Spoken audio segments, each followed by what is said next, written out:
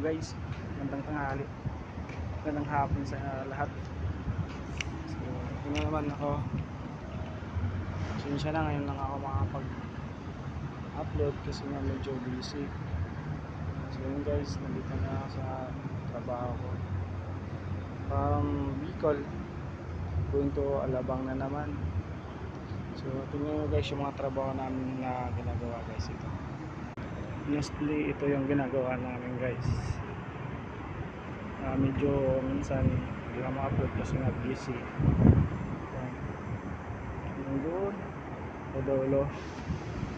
So yun nga guys, na kailangan nandito ako lagi kaya minsan busy ako. So pasensyahan nyo lang guys. So, ito yung mga ginagawa namin dito guys. Dito ko naman sa Perez guys. Dito ako sa